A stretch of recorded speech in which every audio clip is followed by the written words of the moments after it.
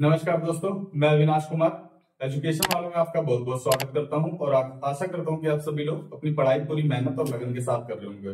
दोस्तों, कई बच्चे पूछ रहे थे कि एनटीपीसी का जो प्रोसेस है, सिलेक्शन प्रोसेस है, उस प्रोसेस के बारे में बताइए। ठीक है, तो आज मैं उसी प्रोसेस को लेकर आया हूं और फुल डिटेल आपको बताऊंगा, पूरी नॉलेज, कितने सब्जेक्ट होते हैं, क्या क्या प्रोसेस होते हैं, कब सिलेक्शन होता है, सिलेक्शन के कितने चरण होते हैं, कितने सब्जेक्ट होते हैं, कितने मार्क्स होते हैं। ठीक है, सारी चीज की नॉलेज मैं आपको देने वाला हूँ। ठीक है, तो आप मेरे इस वीडियो के साथ बस बने रहिए लास्ट तक। ठीक है, और ज्यादा समय लेते हुए मैं आपकी जो है कि आपको सारी नॉलेज थोड़े समय में आपको अच्छी नॉलेज मैं बता दूंगा। ठीक है, तो आप लोग बस मेरी वीडियो के साथ बने रहिए। चलिए स्टार्ट करते हैं। देखिए, हम लोग बात करने वाले हैं एनटीपीसी। ठीक है, कौन से? रेलवे की। ठीक है, तो रेलवे एनटीपीसी की बात करने वाले हैं। ठीक है दोस्तों, रेलवे एनटीपीसी की बात करने वाले हैं और इसका पूरा जो है सिलेक्शन प्रोसेस हम लोग देखने वाले हैं। ठीक है, रेलवे एनटीपीसी। देखिए, सबसे पहले दोस्तों क्या होता है रेलवे एनटीपीसी? जो रेलवे में दो तरीके की पोस्ट होती है, एक तो टेक्निकल होती है। ठीक है, एक तो टेक्निकल पोस्ट होती है, एक नॉन टेक्निकल पोस्ट होती है। तो जो एनटी का मतलब होता है नॉन टेक्निकल। ठीक है, तो ये वही पोस्ट है जिसमें टेक्निकल की जरूरत नहीं होती है। ठीक है, तो नॉन टेक्निकल पोस्टों के बारे में हम लोग उसके पूरे सिलेक्शन के जो प्रोसेस के बारे में देख रहे हैं। ठीक है, सबसे पहले देखते हैं इसमें दोस्तों क्या क्या होता है। ठीक है, इसमें दो टेस्ट होते हैं, दो एग्जाम होते हैं। ठीक है, कौन सा? कंप्यूटर 1, कंप्यूटर बेस्ड टेस्ट 1 और कंप्यूटर बेस्ड टेस्ट 2। दो टेस्ट होते हैं इसमें। कौन कौन से? CBT 1, CBT 2। सीबीटी का मतलब है दोस्तों कंप्यूटर बेस्ड टेस्ट, यानी जो इसमें एग्जाम होगा ना वो कंप्यूटर पे होगा। ठीक है, जो टेस्ट होगा वो कंप्यूटर पे होगा, वो कंप्यूटर बेस्ड 1 और कंप्यूटर टेस्ट 2। ठीक है, तो आप लोगों को पता चल गया होगा सीबीटी क्या है, कंप्यूटर बेस्ड टेस्ट होता है। अब देखिए, इसमें मैं सब्जेक्ट बता देता हूँ कौन कौन से सब्जेक्ट होते हैं। सबसे पहले देखिए दोस्तों, सीबीटी 1 की चर्चा कर लेते हैं। सीबीटी 1 जो होता है ना, इसमें 3 सब्जेक्ट होते हैं। कौन कौन से? फर्स्ट है दोस्तों रीजनिंग। ठीक है, फर्स्ट है रीजनिंग, दूसरा है मैथ। ठीक है, दूसरा है मैथ और तीसरा है कौन सा? जीके। ठीक है, जीके कह लो या जीएस कह लो।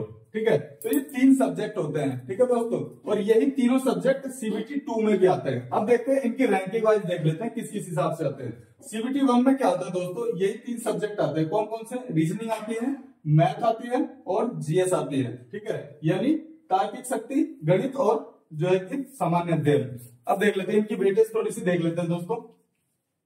इनकी वेटेज होती है जो रीजनिंग जो होती है। ठीक है दोस्तों, रीजनिंग जो होती है वो कितने नंबर की होती है? रीजनिंग जो होती है वो होती है 30 नंबर की। ठीक है, सीबीटी 1 की बात कर रहा हूं मैं। ठीक है, और मैथ कितने की होती है? 30 नंबर की। और जीएस कितने की होती है? 40 नंबर की। तो अगर आप इनको टोटल जोड़ोगे दोस्तों तो ये कितने हो जाते हैं? 100 नंबर हो जाते हैं। ठीक है दोस्तों, ये हो जाते हैं 100 नंबर, यानी 30 नंबर की रीजनिंग, 30 नंबर की मैथ और 40 नंबर की जीएस आती है सीबीटी 1 में।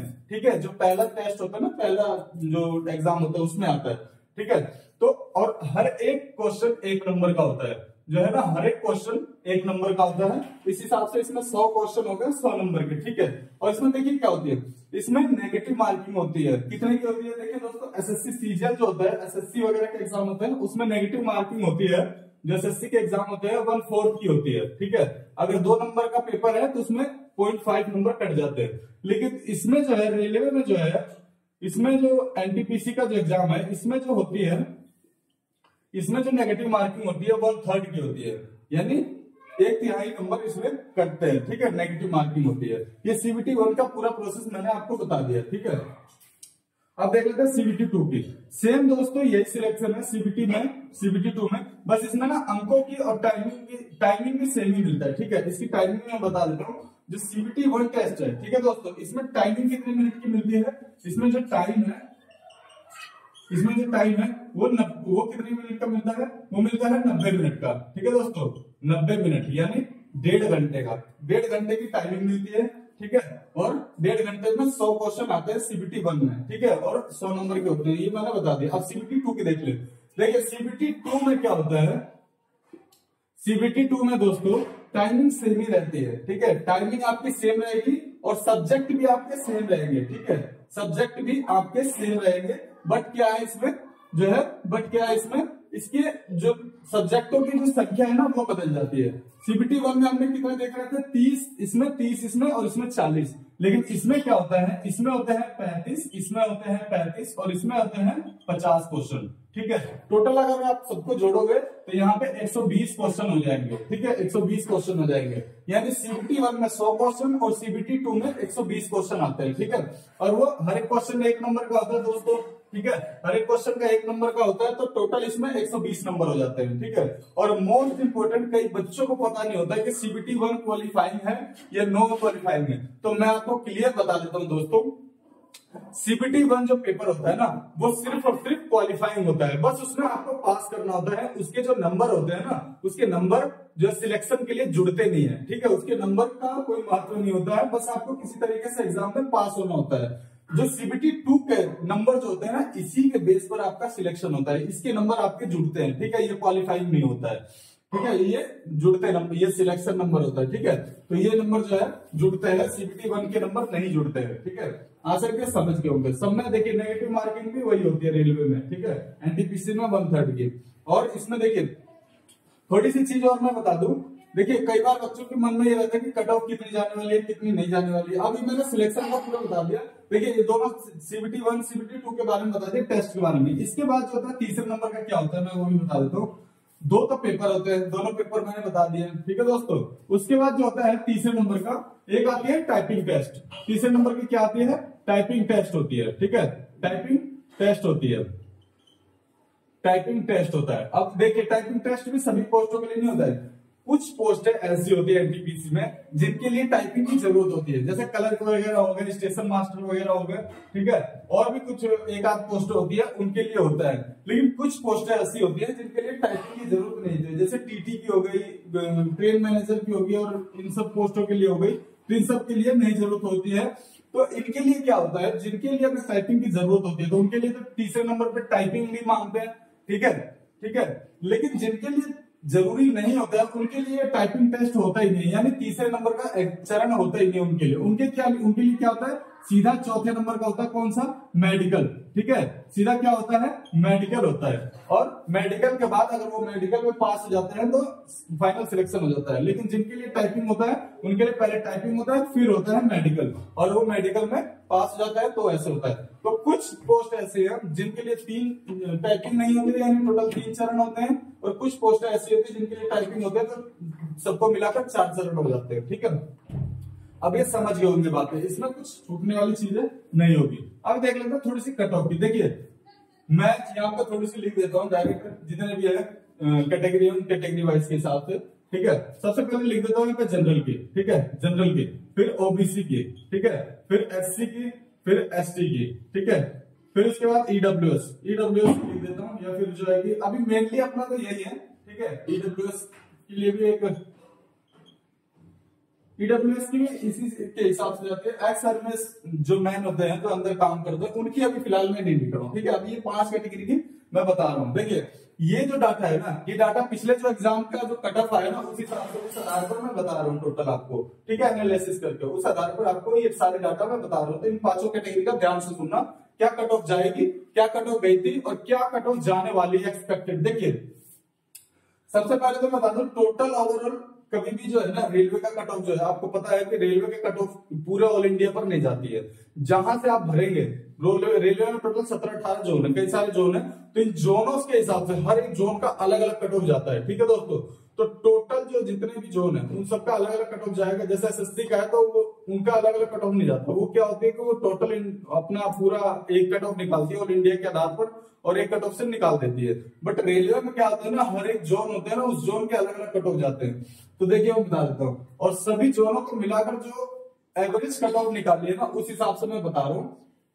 अगर जनरल के लिए, देखिए जनरल के लिए लगभग एवरेज अगर हम मान के चले, ठीक है, एवरेज अगर हम मान के चले, जो पिछली कट ऑफ गई थी वो कितनी गई थी जनरल के लिए, तो वो कितनी गई थी, वो 71 गई थी। अगर एवरेज मैं बता रहा हूँ, एवरेज के लिए। ठीक है, ओबीसी के लिए कितनी गई थी, ओबीसी के लिए गई थी 68। ठीक है दोस्तों, ओबीसी के लिए जो गई थी वो 68 गई थी पिछली बार के लिए। ठीक है, और एससी के लिए गई थी अगर एवरेजली मैं बता दूं तो इसमें 3 नंबर और घटा दीजिए, ठीक है। 65 जो गई थी दोस्तों, 65 नहीं 62, ठीक है दोस्तों। 62 जो नंबर है यानी 62 नंबर एवरेजली हम मान लेते हैं कि ये एससी के लिए गई थी, और एसटी के लिए गई थी 55, ठीक है, एवरेजली, ठीक है दोस्तों। 55 नंबर जो है एवरेज एसटी के लिए गई थी। ईडब्ल्यूएस भी जो होता है इससे हल्का से कम होता है, तो 69 जो गई थी ईडब्ल्यूएस के लिए गई थी, ठीक है दोस्तों। ये देखिए, ये समझ गए पिछली बार की जो भी डाटा है उस हिसाब से हम बता रहे हैं आपको। 71 जनरल के लिए गई थी, ठीक है। जो एवरेज डाटा है वो बता रहा हूँ, हर एक जोन को मिलाकर जो एवरेज डाटा हमने निकाले उस हिसाब से बता रहा हूँ। 71 इसकी गई थी, और ओबीसी की 68, एससी की 62, एसटी की 55, और जो है कि इसकी ईडब्ल्यूएस की 69। इस बार जो जाने वाली डाटा एक्सपेक्टेड है, जिस हिसाब से आप तैयारी कर रहे हैं उस हिसाब से मैं बता रहा हूँ कि इस बार कितने सतर्क होने की हमें जरूरत है। देखिए, ज्यादा इन नंबरों में कुछ हेरफेर नहीं होता है, हल्का फुल्का देखने को मिल जाता है, ठीक है। तो ज्यादा इसमें घबराने वाली कोई बात नहीं है, ठीक है। बस आप लोग अपनी तैयारी बढ़िया से करते रहिए, ठीक है। देखिए, इस बार जाने एक्सपेक्टेड जो कट ऑफ है, एक्सपेक्टेड, ठीक है, कट ऑफ, ठीक है, एक्सपेक्टेड जो है कट ऑफ मैं बता देता हूं आपको। सबसे पहले देखिए कितनी जा सकती है, उसके बारे में थोड़ी सी चर्चा कर लेते हैं। इसकी अगर जनरल की देखें तो जनरल की अगर ओवरऑल इंडिया में सब जगह से देखा अगर बच्चा कोई इतने मॉक टेस्ट में, तो ये कट ऑफ का मतलब ये नहीं होता कि कट ऑफ एक एक्चुअल में रेट बता रहा हूँ कि अगर आप लोग घर पे बनाते हो, घर पे बैठ के अगर मॉक टेस्ट बनाते हो ना, तो उसमें ये मान लीजिए कि जितने नंबर में लिख रहा हूं, अगर इतने नंबर आपके आ रहे हैं तो समझ लो सिलेक्शन है, ठीक है, समझ लो सिलेक्शन है। अगर इसमें क्या है तो इसमें 74 जा सकते हैं, ठीक है, जनरल में बता रहा हूं, इसमें 74 जा सकते हैं, ठीक है। ओबीसी के लिए अगर इसमें है तो ओबीसी में प्लस, इससे +2 या प्लस माइनस कर देना दोस्तों, इतनी ही कट ऑफ होने वाली है, इससे आगे पीछे नहीं जाने वाली है। +2 का मतलब है या तो 76 जा सकती है, प्लस -2 का मतलब है या तो 72 तक जा सकती है, यानी इतने के बीच में ही रह सकता है कट ऑफ, ठीक है। ओबीसी के लिए देखते हैं, ओबीसी के लिए जो कट ऑफ है वो दोस्तों गई है 69, इससे +1 कर देते हैं, ठीक है। 69 जो है कट ऑफ ओबीसी के लिए जा सकती है। जितने भी ये कट ऑफ एक्सपेक्टेड बता दें दोस्तों, इससे +2 या -2 कर देना, बस इतने के बीच में ही आप लोग अपना आंकड़ा लेके चलना, ठीक है। एसटी के लिए देखिए, एसटी के लिए कितनी जा सकती है, एसटी के लिए 67 मान के चलते हैं, ठीक है दोस्तों। एसटी के लिए 67, एससी के लिए 67 मान के चलते हैं, और एसटी के लिए कितनी है, एसटी के लिए 58 मान के चलते हैं, ठीक है, एसटी के लिए 58। और ईडब्ल्यूएस के लिए दोस्तों, ईडब्ल्यूएस के लिए भी यहाँ पे हम 70 मान के चलते हैं, ठीक है। इन जितने भी डाटा लिखे इससे +2 कर देना या -2 कर देना, इतने के बीच में ही आप लोग एक एक्सपेक्टेड जो डाटा है उसको लेकर चलेंगे और मॉक टेस्ट अपना लगाएंगे इसी डाटा के बेस पे, ठीक है दोस्तों। तो ये जानकारी आपको समझ में आ गई। अब जो देखिए इसके एनटीपीसी के सिलेक्शन प्रोसेस के बारे में बता दिया, ठीक है, क्या क्या एग्जाम में क्या क्या चीजें जो है, कौन कौन से सब्जेक्ट आते हैं, क्या क्या उसमें कितने मार्क्स के होते हैं, सारी चीजें बता दी है। कट ऑफ भी मैंने बता दिया आपको, ठीक है दोस्तों।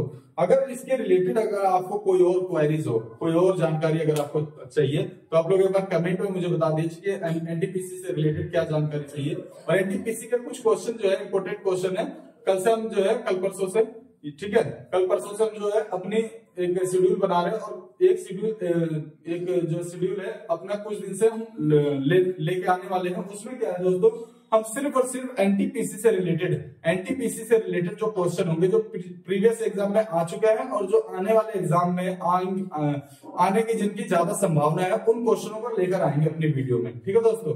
तो कुछ दिन में हम इस चीज को अपने स्टार्ट करने वाले हैं, और ज्यादा से ज्यादा लोग अब जो है कि आपको अगर ये जानकारी चाहिए तो ज्यादा से ज्यादा इस चीज को आप जो है लोगों को और भेज दीजिए, और मेरे इस चैनल को सब्सक्राइब कर लीजिए, ताकि जितने भी मैं कंटेंट लाऊं, ठीक है दोस्तों, एनटीपीसी से रिलेटेड जिसका भी एग्जाम है, ठीक है। देखिए एग्जाम अब ज्यादा दिन है नहीं, ठीक है, टोटल मान के भी चले तो 20 से 25 दिन या 30 दिन है, टोटल मान के चले तो 1 महीना मान के चलिए। तो 1 महीने के जो पूरी स्ट्रेटेजी है ना, उस पूरी स्ट्रेटेजी के हिसाब से मैं सारा डाटा तैयार करके, सारे क्वेश्चन आंसर तैयार करके आपके सामने लाऊंगा, ठीक है। तो आप लोग मेरे इस चैनल को सब्सक्राइब कर लीजिए, और जो है कि ताकि आपको डेली जो मैं कंटेंट लाऊं, जो डेली क्वेश्चन और आंसर जो मैं लाऊं वो आपको मिल सके, ठीक है। तो कुछ दिन में हम लाने वाले हैं, और आप लोग जो है एनटीपी से रिलेटेड और कुछ भी जानकारी चाहिए तो आप लोग कमेंट कर दीजिए, उसका भी जो है जवाब आपको हम दे देंगे, ठीक है दोस्तों। तो बस आप लोग हमारे इस चैनल के साथ जुड़े रहिए, और इसको सब्सक्राइब कर लीजिए, ज्यादा से ज्यादा लोगों को शेयर कर दीजिए, ठीक है दोस्तों। और अगर क्लास अच्छी लगे तो लाइक कर दीजिए, ठीक है। नमस्कार।